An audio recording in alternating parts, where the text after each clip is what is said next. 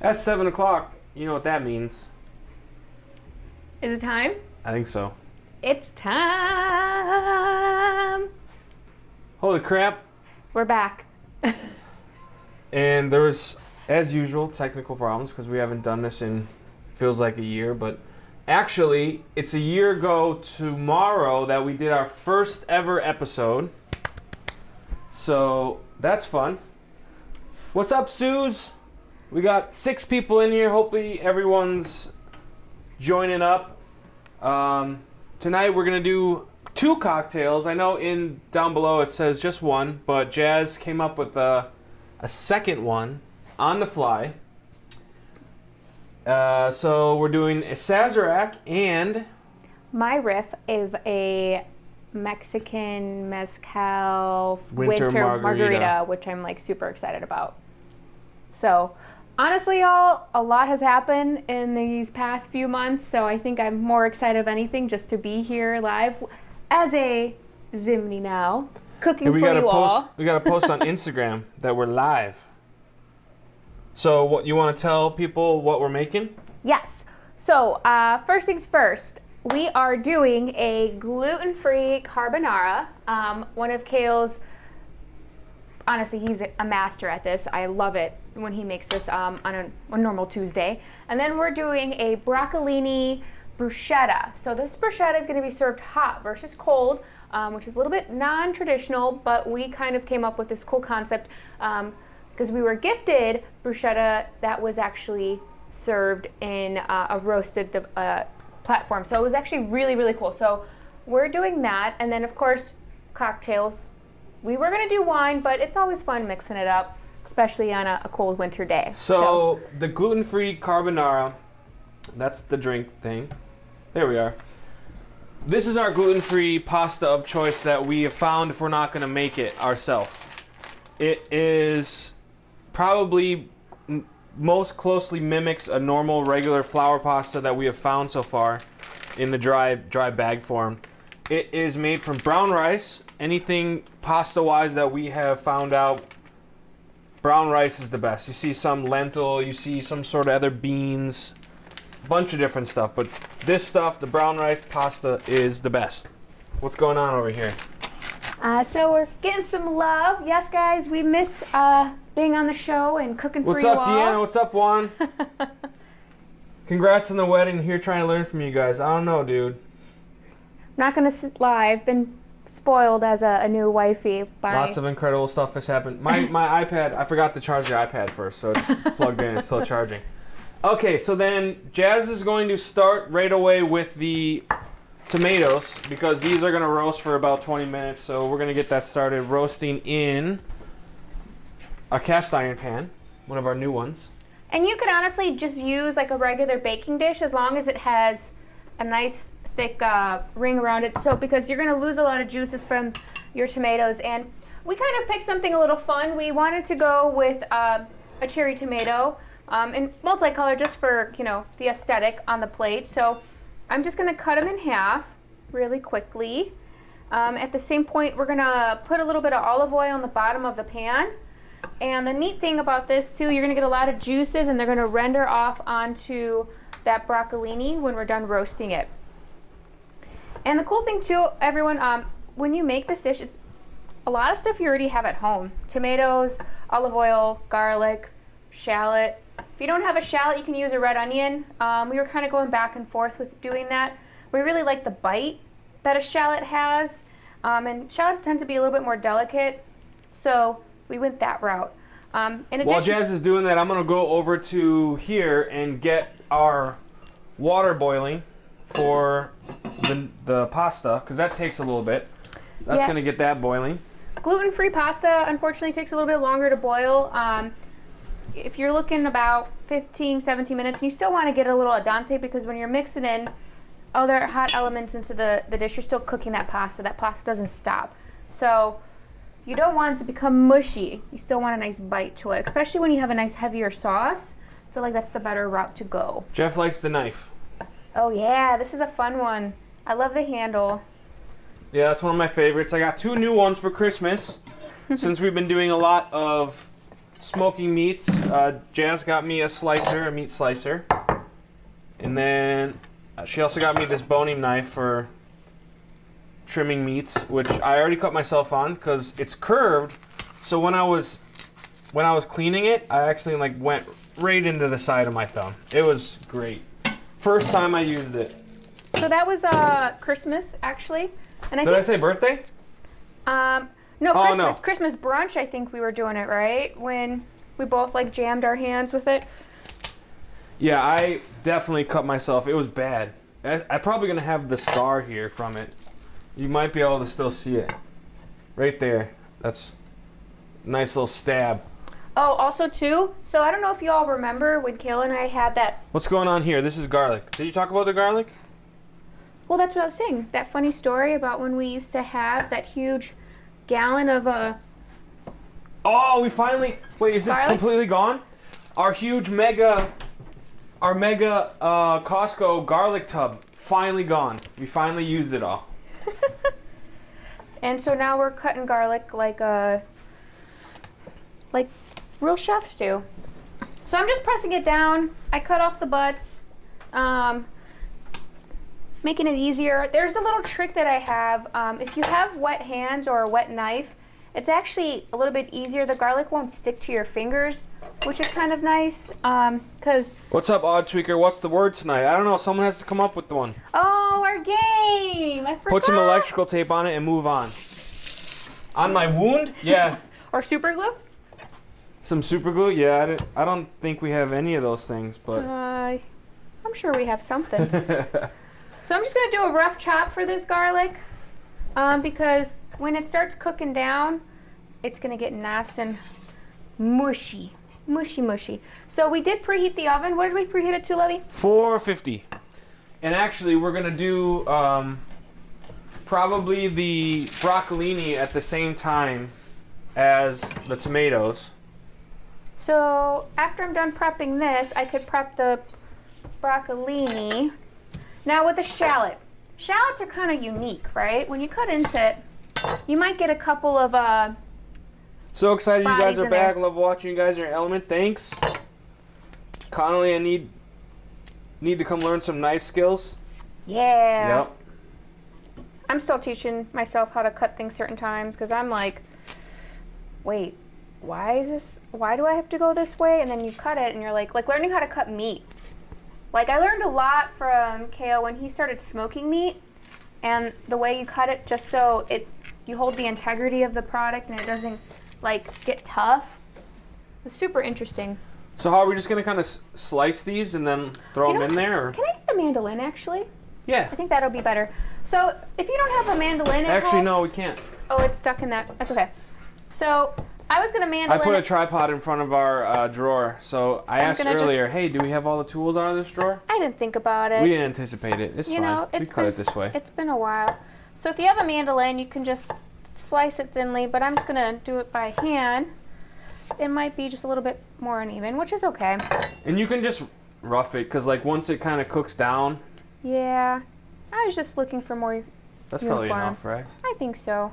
So I got this going, and I'm gonna salt this later. Or I'll put a little salt on it. You know, put a little olive oil in there. Yeah, may I have the herb olive oil that I actually infused?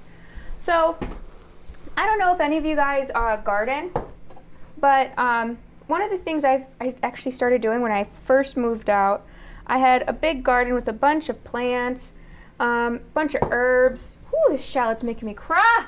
Sweet baby Jesus, woo! But you could dry out your herbs, and then you can infuse your own oil versus going to the grocery store and buying, rosemary, olive oil, thyme, olive oil. You just throw a bunch of herbs in it. And then it's kind of like very simple. You could garnish it on potatoes, which is kind of cool. Like this, for example. And then this can go in. Wait, I want to put some salt, please. Oh, we're going to put salt. So we have a little pinchy of salt. Bloop. And then put her in for about 15-25 minutes, depending on how blistered you want it to get. And that should do it. And we're going to throw the broccolini in right away, too, because that's probably going to take about the same amount of time to cook. So I'm just going to cut the butts off, And when I say butts, sometimes they get a little brown and dark at the bottom, which may not be the prettiest. I will cut this one in half, though. Yeah, because that one will take a while otherwise. Yeah. Whoop. Lay it flat. That's a big one. I know. Some of these other ones are kind of petite. So you could also, and depending on what you're looking for, you can peel off these leaves if you want a more of a cleaner look on them. If you do find yourself with a bunch of small ones like this, kind of group them up. Because unfortunately, when you're roasting a vegetable like this, I feel like sometimes you, I think this one I kind of cut in half. Sometimes I feel like you'll get like they'll brown up and burn really quickly, right? And you don't want that, because then that doesn't really taste good. What's up, Clayton? Baby Lewis is watching. Aw, hi, baby. How's it going? Pretty soon you'll be cooking. Yeah. Be a guest on the show. Oh yeah, we got some uniform ones. So kind of cool thing. Yeah, those are big. Broccolini is a hybrid between. Oh, let me cut the butts on those. A hybrid of like of asparagus. I believe. Is that what it is? I believe so. I might be wrong. But you kind of get like that woody like presentation. Good, right? Yeah, have a few more. And then we'll just put a little olive oil, salt, and pepper on them. Very simple. Honestly, you can show us the socks. Oh, your My socks? I don't know if I can. Put your feet up. I don't know if I have a camera that I can do the socks. I don't have a roving camera right now. Hold on. See, can you put your feet up on the counter? This is gonna hurt. Uh-oh. What's going on? Can you see it on the camera? Ew. Put your foot down. What do you guys know? Jeff wanted to see the socks. It's because we wanted to see his socks on the counter, which is my favorite thing he does all the time. Not anymore. Okay, so we got our broccolini. We're gonna put some. You do regular olive oil on this one? Yes, please. We'll do regular olive oil on this one. Just kind of drizzle it over it. Bloop, bloop, bloop. You don't need it like completely coated because it'll be kind of soggy. And honestly, y'all, I don't know if you guys have parchment paper at home, but I highly recommend it. Yeah, we go through lots of parchment paper. It doesn't stick. You don't have to worry about using like non-stick spray or any of that baloney. You could seriously just put that down, a little olive oil, you're good to go. Little pepper. Plus, if you don't want to have a pan where you have to put a lot of elbow grease into it, you're good to go. Okay, this is going in. So fantastic. about 7:30, that stuff will be done. So now, what we're gonna do is we're gonna start working on beverages. Yes. Okay. It's the most important part. I'm really excited. So, should we start off with mezcal? Sure. Okay. So, if you're watching Instagram, you probably saw me playing with mezcal, which mezcal is agave. It's from agave, but it's. Kale, is your underwear fancy too? No. Aww. You want to see it? No. Who asked you that? Odd tweaker. Naughties.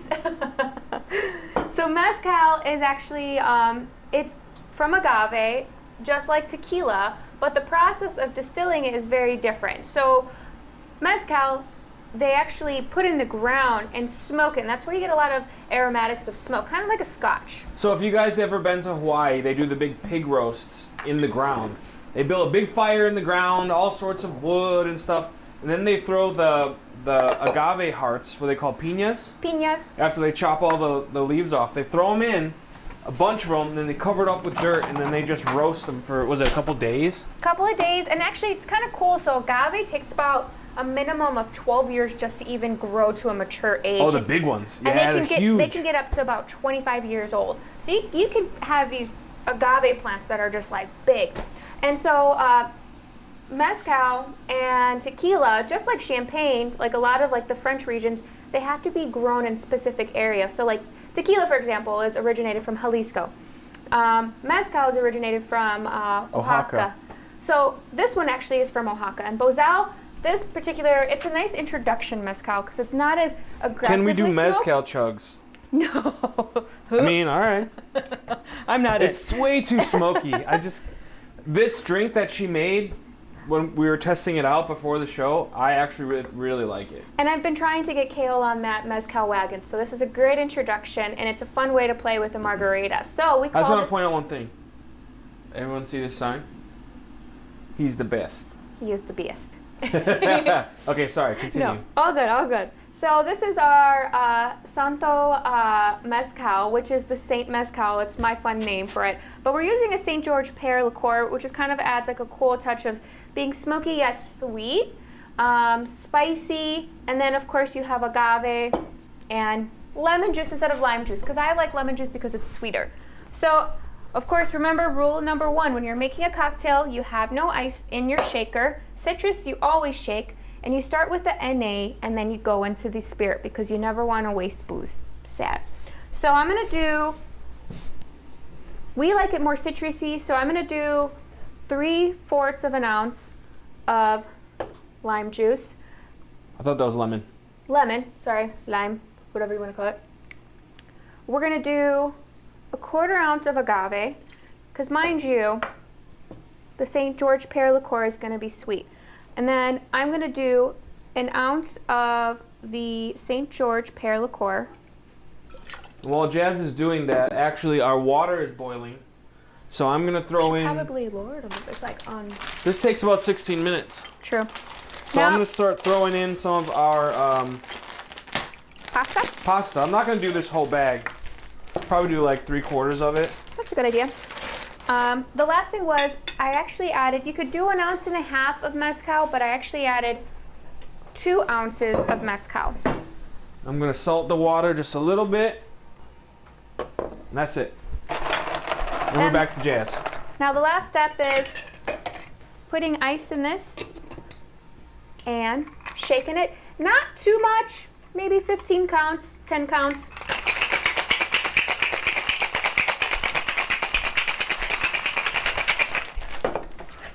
And because I did freshly squeezed juice, I actually didn't strain it out yet. I'm going to double strain it.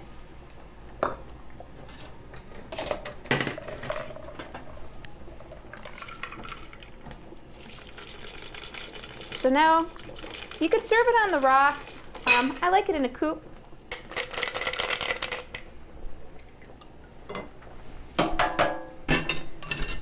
And just because... Jeff says the drink sounds good. It is very good. It's very good.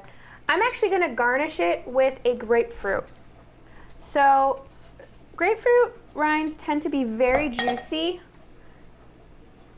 and goes really, really well with tequila and mezcal. If you haven't had a Paloma, this is kind of my inspiration with it.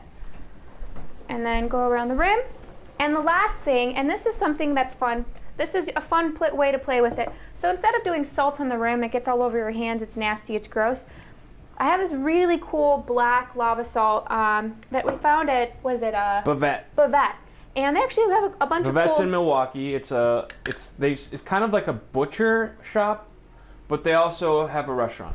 So it is a sea salt, so it's not too salty, but it's just enough. But the presentation-wise is very pretty. And then I just garnish it, a little pinch on top, and you have these little floaties. Let's see that over here. Oh yeah. And voila kazam. So you see the little floaties, and it actually holds on that grapefruit peel, and when you start sipping it, it's delicious. So this one goes to the hubby. Yeah. Okay, I'm going to talk a little bit about carbonara. I'm going to make myself a cocktail. So we're going to make carbonara. It's one of my favorite pasta dishes. And while it's kind of hard to execute just because of a temperature thing that I'll talk about, it's actually fairly simple. It's just pasta, more traditionally spaghetti, and then it's eggs, cheese, pepper, and meat, which traditionally they would use guanciale, which is a pig meat, but it's pig cheek, and then it's cured like a salt brined and salt cured. But we have pancetta, which is also pig. This is pork belly, so it's the same thing that bacon starts from. But then, just like bacon, bacon's also salt cured, but then bacon gets smoked. Pancetta, pork belly, salt cured. they roll it up in a big log and they don't smoke it. So it's pork belly. You can smell it. It's got a nice salty flavor. It still has to be cooked. Pardon me. So we will cook this, render the fats down in the pan.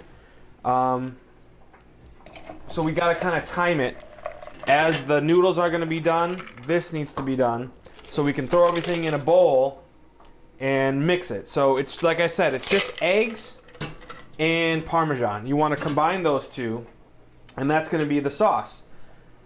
And when you mix the hot noodles, the hot pasta with the meat and the fats from that, it cooks the egg down. So you don't want to do it too hot or too cold. It needs to be just right so it cooks, but it doesn't scramble. So if it's too hot, you'll get chunks and it'll look like scrambled eggs in your pasta, and that's something you don't want. You want this nice creamy.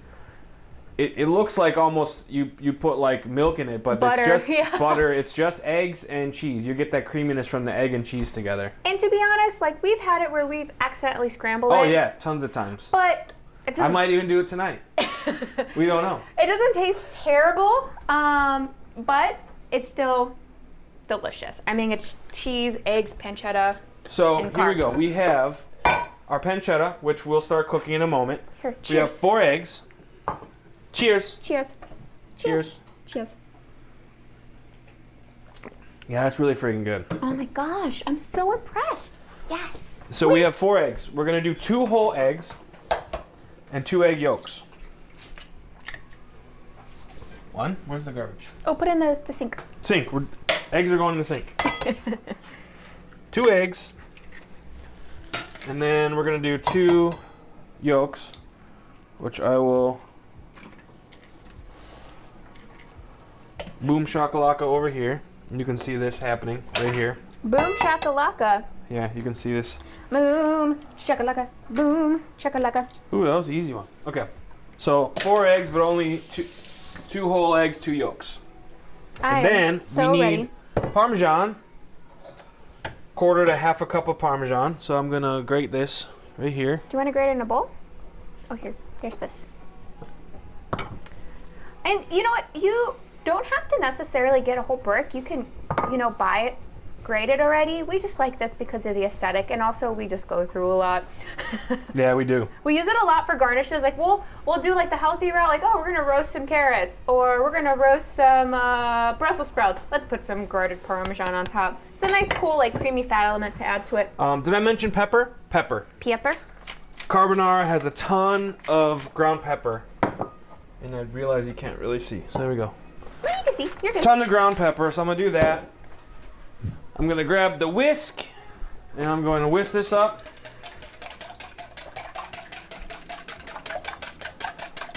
Oh, we then- have a second request. What is the secret word today? And then we're gonna. Oh no! Oh, okay. What are you doing?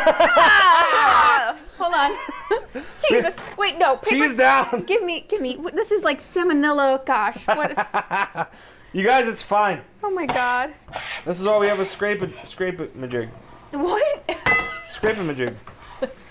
Oh, There we go. this All right. cheese. Gosh, contaminated. So this just all goes together like this. And this is the sauce. This is what's going to melt down and coat the pasta, and it's going to be creamy and delicious. Just wait. So now we're going to start cooking the pancetta, which I will actually start warming this up. But what you do with the pancetta is you put it in a cold pan, and you let it warm up and render as the pan gets warm. It's getting warm. Warm. So I'm going to do like medium-high heat. Not too high, because you don't want it to burn too quickly. You want the fats to render down. You want to get those juices out of the meat. That's the word, juicy. I'm not putting any olive oil or anything here, because as you'll see as it starts to cook, you'll get the fat from it. So, Where's my drink? my drink. Wait, we got to think about a word. We didn't think about a word yet. Render. Render? No, that's too long. We need like a one-syllable Fat. fat. Fat's the word. Okay. Fat. Fiat. What about juicy? Nope, we already said fat. Rats. Fat's the word. Fat, So fat it is. Our pasta is boiling. Well, while you're doing that, love, I You guess just gotta give it a little stir. I'm gonna flip the board, and then I'm gonna julienne. Fun word, fun trick. Can anyone tell me what julienne means? Julia Child. No, julienne. Julienne Child. Julienne. Anybody know? Anybody know? It means thin slices? Yes. Does it really? It's like essentially long, skinny style, like long, like thin, kind of like thin like this. Oh, I thought you meant like a translation. Translation, yeah. Oh, what does it translate to? French cook. It's a French cooking term. Yeah, but what does it translate to? It's like thin slices. Oh, that's what I said. Yeah. Or I'm another so word, smart. You could another term that they use is chiffonade. So chiffonade, you'll see that when they do like herbs. Jeff says scrape-a-majig. Scrape-a-majig. So that's what it is. It's a scrape-a-majig. It's a cut-a-majig. It does whatever you want to do with it. Scrape-a-majig. Oh gosh. So I'm actually going through the basil plant, and I'm you notice I'm not cutting it because I don't want to bruise it. I'm just cutting it with my fingernail. I know that sounds really gross, but you basically peel it off leaf by leaf, and I'm gonna chiffonade the basil. I'm making a little bed of it because I'm gonna roll it up. That cocktail needs a fancy new cocktail ring, Angie. Yeah. Ooh. Should I go get it? Go get it. Where is it? Wait, no, I don't want to cook with it. I don't want to lose stones. It's gonna get nasty. So I got a nice and she doesn't want to lose the stones out of it. So it's probably best not to. I'm making a bed, right? I'm making a doobie. I'm just kidding. And this is where I lay in the bed. I'm gonna roll up a little. Okay, I rolled up the cream. Whoops. If you guys can hear, let me get the mic close to the pancetta. Smell-o-vision? You can hear it starting to come alive. So now I have a pretty dense bundle of basil, and now I'm gonna slice it, rocking my knife from front to back, very slowly. The goal is not to get brown basil, right? And just rocking it back and forth, very thin. And now... And if you guys hear the water, I am heating some water up. And I'm going to just put hot water in this bowl just so the bowl stays warm. Because when we mix the pasta, the meat, the fat, and the egg and cheese mixture in here, I want to make sure the bowl is still kind of warm so everything comes together and does what it's supposed to do. Back to Jazz. So yeah, so now I have basil and I'm fluffing it all up. And as you can see, it's kind of like... Angie says good point. Yeah. I have I love it. I don't want it to get damaged. It's a great gift this friend. So now I'm fluffing out the basil, and I'm gonna put it on a little plate so it can dry out. So we'll I have to remember, guys, Jazz leaves little plates for me all over the place so that I can put my spoons down. And he doesn't use them. I'm using it right now. Ever. Proof. You see, there's a spoon over there on the plate. Wait, did you like accidentally put it on the counter and realize? Oh, no, shoot. I almost did. Oh shoot, I remember. I almost did, and I was like, Jazz left a little plate here for me to put my spoon down on. Well, so I went to TJ Maxx Home Goods, and you know, I love it. It's like, it's a problem. I buy way too many things there, and there's so many cute stuff. And so I'm like, oh my God, Kale would love this. It's a device to put his spoon on so the countertop doesn't get soiled. Well, I'm gonna go stir the pancetta. He doesn't use it. So now I just started putting plates on the sides. So at least he has two sides where he's always gonna have somewhere to put his spoon on. So you guys can see, there's all the fats are starting to render out of this pancetta. Oh my gosh, it smells. It's gonna get a little crispy. Yeah, if you guys could smell this, woo. So actually, and I want to kind of second on that. So the pancetta, sometimes it's a hit or miss where you can find it. We've had a lot of luck. This pasta's almost done. We found it at Festival Food, Sendix. Sendix sells it behind the deli counter. Actually, Myers sells it by their meat and cheese department. You could go to a really nice, like gourmet, like deli area, like West Ellis cheese and sausage. Depending on the quality of the pancetta you want. Honestly, too, if you just get a thick cut piece of bacon and just freestyle it that way, you just want the cool, like, savory notes of the bacon. We really want to do the guanciale, but it's not as easy to find because it's a pig cheek. We found it once. What was it at? Italy. Italy. It was pretty expensive too.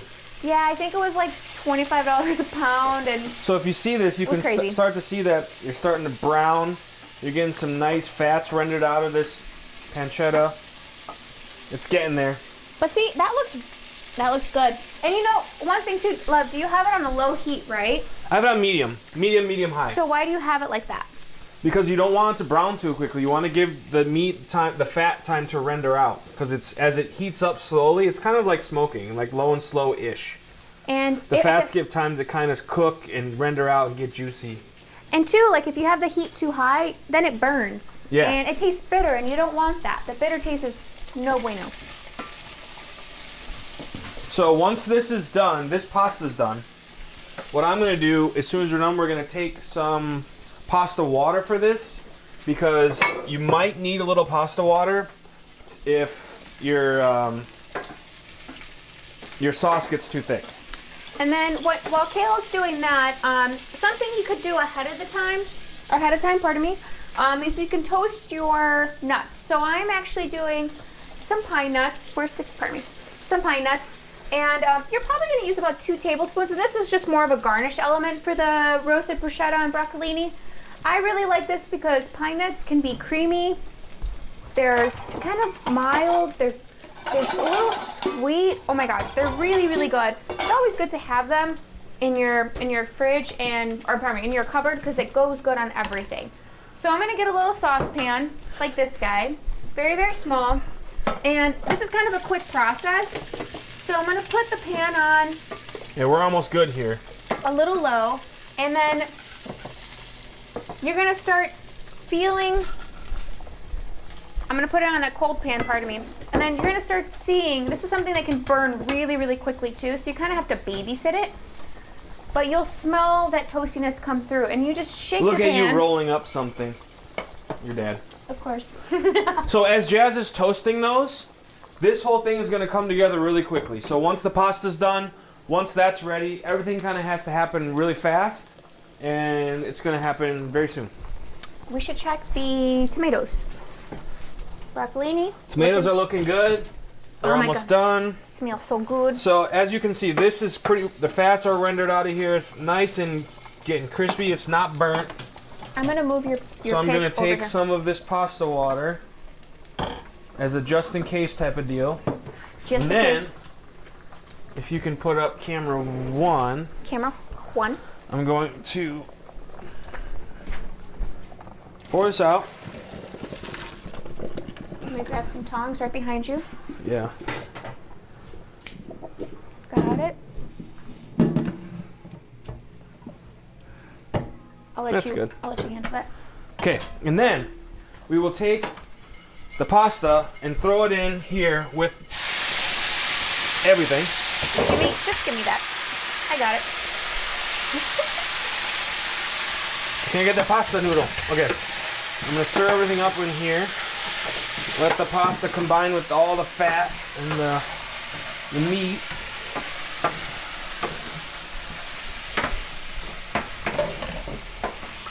I'm going to take it off the heat as I combine all this. My favorite thing is to grab the noodles.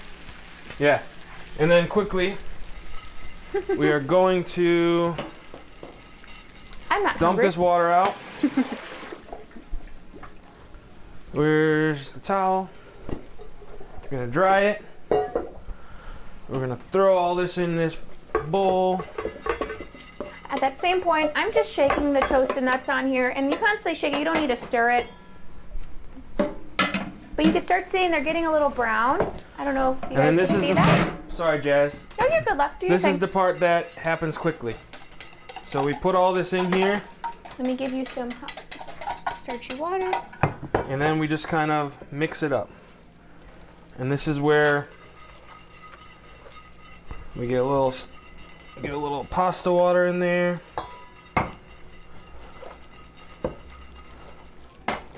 Oh yeah, toasted pine nuts looking. There we go. You see it getting nice and creamy. Oh yeah, love, that looks delicious. Nice and creamy. No scrambles. All right. And that's done. So this needs to be plated immediately. So we grab our plate. And then we get our fork, which Jazz says she put somewhere for me. It's there for you, I promise. Pasta fork, which is really a meat fork, but we use it like a pasta fork. Scrape-a-majig. And then you Thingamabob. roll it up. Another roll. Woo! Mm. Oh my god, that looks so good. Wait, let me Parmesan on top. And then we Parmesan on top. Bing bada boom. Extra Parmesan. Bing bada boom. Oh my gosh. Wow. And then more pepper. Pepper. Okay, yeah, that's good. That's solid. And that's carbonara. All right. We'll keep this one covered so we can eat that hot. Yes. We'll put that on the table. And then now let's start serving. Let's plate the other ones. Now we're doing bruschetta. Bruschetta. All right, wait, hold on. I want to eat. No, we have to try this. Let's. All right. Are we gonna get in there? Yeah, we have to get in here. All you right. guys. Oh, it's creamy. That looks so pretty though. I don't want to eat it. Mmm. Wait, hold on. May I get a bite, sir? No. You guys, I'm gonna starve. Oh. Wait, hold on. Mm-hmm. Mm-hmm. Mm-hmm. Oh wow. Mmm. Mmm. Mmm. Mmm. Oh yeah. Mm-hmm. Oh yeah. All right. That is amazing. Okay. So that's delicious. I will say Yeah, these are done. that's kick-ass. Okay. So next step. Whoop. That's a little hot. Yeah. Hot. Whoopsie daisy. Ooh yeah, look at that. Oh man, this looks so good. So the cool thing about this, as you all can see, Wrong one. oh my god, that smells so good. So I'm just gonna get a metal spoon, kind of mush it down. Oh my god, the garlic. Wow. It smells good. You squish all the oils and the juice out of it, and then, oh yeah. I'm gonna put a little crushed red pepper, and the reason why I didn't put crushed red pepper in there because, and you could do this. It's up to you. We also didn't salt it yet. We salted a little bit. So now Jeff, this is you guys are the best platers ever. the next thing I want to do is put a little salt because I want to use capers on it. Capers is like my favorite like secret ingredient that I use. They're nice little salt bombs, and presentation wise they look really cool. So you're gonna use about maybe, I say 2 tablespoons depending on how salty you want it. We're having a lot of cheese, so I'm still gonna go with 2 tablespoons. But you could see all this, the juices that come out and render out of this. You can even serve this on bread. Ooh yeah, bread. Yeah, Like bread. literally guys, like you could do anything. But it's really, really simple. Then you'll do a little pepper. Boop. Honestly, I feel like you could serve this with pasta. Oh, you could definitely throw that on top of pasta. Wow, this is so good. So I'm just gonna move this off to the side Cool. because we're gonna bring over our plate. And we're gonna do the Because we're just gonna broccolini. throw this on the broccolini. Very simple. So we'll garnish with, and may I have the Broccolini. tongs? Tongs are somewhere. Aquí. Right here. Oop, right? Whoops. So, so you could serve it long plate. Nope, like that. Oh yeah. Oop, oop, making a little mess. Bloop, bloop, bloop. There you go. Oop, oh my god, I lost a guy. Oh no. Oh no. Whoopsie daisy. Okay, so I made a little mess. I want to clean this up, so use my little tail. And then I'm gonna just garnish this across. That smells so flippin' good. I wish we had some bread now. I think we have some bread in the cupboard. The plating looked great, now it's destroyed. Yeah, it's a little far behind, but yeah, I'm gonna continue to eat some of this actually, because I need this in my mouth. So I put it at the bottom to cover the stems, and then like a classic bruschetta, you need basil. So you can go as crazy as you want. I love a lot. And to be honest, I'd probably drizzle a little like olive oil on this. Or a little balsamic. And balsamic, put the toasted nuts on top like this. And then you could do It is Uncle Primo's plate. It is, yeah. We use it all the time. We love it. Olive oil. Boom. Honestly, maybe a little bit more toasted pine nuts. And that's it. Guys, like it's super simple. That's what I'm saying. I love this. I'm Like, gonna plate one more carbonara. oh wait, let's do a Sazerac. You guys, we Sazerac. need to do. Okay, we have to do one more drink. Jazz is gonna do another drink while I eat this. Eat it, please, and I'll sip up. Mmm. All right, so let's get a poll. How many of you guys love bourbon, whiskey, Rye. rye? I think we all do, right? We're gonna make one of the first cocktails ever. So this is OG of OG. Originated in New Orleans, was it 1838? By Peychaud's. So Peychaud's is a bitter. And oh, oops, the nipple came off. Oh, like actually like the the thing that covers the top of the tip. Oh my God. Stop, I'm done. Okay, any whoosies. So what we're gonna do is we're gonna make a Sazerac, and when you're making Sazeracs, it's a classic cocktail, one of the oldest. It was actually used for medicinal purposes, but now we drink it for fun and pleasure, and hey, if you got a cold, that's probably gonna cure it. But it's... Has all sorts of different stuff in it. Rye, bitters, sugar, and absinthe. Absinthe, yeah. So the first thing I like to do is you get your rocks glass, Oh, I got you spray it, bruschetta all over me. and it's basically a licorice. Licorice They smell. call it absinthe rinse. So I'm gonna rinse mine a little more. I only like 3 sprays, but you can go as crazy as you want. Now, you can use a sugar cube and dilute it with a little water, just use sugar cube, but we make simple. So I'm gonna do 2 in 1. So I'm gonna do a half an ounce of simple syrup. I think that was an ounce. So I'm making 2 in 1. Oh yeah, she gets one too. You could do 4 or 3 dashes of, 4. we like extra Peychaud's. These are a little small. 9, 10, 11, 12. Oops. And then for your choice, depending on how hot it is, this is was it? High West is a 90 proof, right? I think. I don't know. I don't know what this one is. This is a double rye. I think it's a This little is bit hot. 49.5%. So yeah, it's a little hot. So It's stronger. I'm gonna do 3 ounces 3 ounces each. Yes. Oh, I should have done it like that. So, Lovey, would you mind grab me ice cubes, please? Yes. So that was 5, and then now we made some cool ice cubes. So these are just for the stirring. But then we have our sweet clear ice for the cocktail. Yeah. Voila, zam. It looks Super frosted, pretty. but it's clear. So we're gonna throw those into there. You just stir it. Honestly, I love using like the larger ice cubes because you don't have to. Jazz Max is watching. Oh, hi, Maxie, baby. Maxie. Oh, we said Max, and Barley's like, who? Who? Where? And this drink actually comes with a peel of lemon. So I will pour over the ice. Oh, it smells very good. Yum. Yum, yum, yum, yum, yum. This is another really good winter fall cocktail. And And then express it. Express, Boop. where I get my jeans. And hey, I love you. Cheers, I love you. Mm. Oh, Yep. man. I haven't had one of those in like forever. Can I eat more carbonara now? Yes, let's right. eat some more carbonara. Okay, this one's destroyed. Let's make another one. Okay, cool. So yes, kale, please. So let's see how this is doing here. It's still good. So you see this one's got a lot more of the meat. We're just gonna kind of roll it up like this. It was hot. Look how creamy that is. Ooh, hot, hot, hot. Okay, so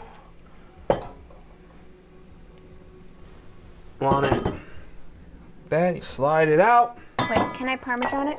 Parmesan it. Yeah, Parmesan it. And then we will pepper it. Wait, extra. Okay. And then lots of pepper. Oh, that looks so good. Boom. Aw. We Hey, love guys. carbonara. We did it. Can we get looks of this? Let's see. Cocktail beverage in front. Focus up, love. Can you give me camera 1? Camera 1. Camera 1. Camera 2. Camera 1. Who gets that? Who are the old schoolers here that love the Wayne's World? I do. Can you tilt them a little bit? Oh yeah. All right, there's. Look at that bruschetta. Aw. Roasted. Honestly, I feel like you could do that on carrots too, right? I feel like the carrots with the tomato, Carbonara. super sweet. Put it on bread, put it with pasta. It's kind of like a one big dish wonder. My gosh. I'm just getting inspired right now just cooking. And that's what's kind of cool about doing shows like this with you guys, talking to you all. Kayla and I are just like mad scientists in the kitchen. We're just throwing shit together and we're like, what else can we make? What else can we do? I don't even call them now. It's time for me to eat carbonara. I'm hungry. I feel like this went by so fast. It's already 7:46 and we Little made under an hour. 2 drinks, 2 cocktails. Now guys, Boom, boom, boom. We need your help. We asked, okay, this is something we've been brainstorming about. We've cooked a lot. We've made a lot of great dishes, a lot of okay dishes, a lot of crazy dishes. But please DM us, call What you us, want to see us make? text us, let us know what do you want us to make. Think And of some crazy stuff. We won't practice it. We'll do it live for the first time on the show. like killing lobsters Like killing a lobster. I think that's a great idea. or making beef tartare Yes. or I don't know, something that's But going to be also, we also need your help. Please subscribe. Barley's barking. he wants carbonara. Subscribe to our channel. We're still planning on doing a giveaway of some sort once we hit our 100th subscriber. Yes. Tell your friends, send a link, just tell them, hey, just subscribe to this. It doesn't cost anything. Just click that button. Please. And give us feedback. Like, we want it. We love it. Lobster, yes. Lobster. Yes. Cool. So we'll do it. Lobster it is. And we can't wait to cook for you all. Yep. So see you soon. Our world is finally calming down. And our weekends can be dedicated to cooking and doing what we love to do most. Right, Lovey? All right, you guys. Cheers. Where's my drink? Oh, I don't know. Oh, right here. We'll see you Cheers. soon. Salud. Thanks for watching.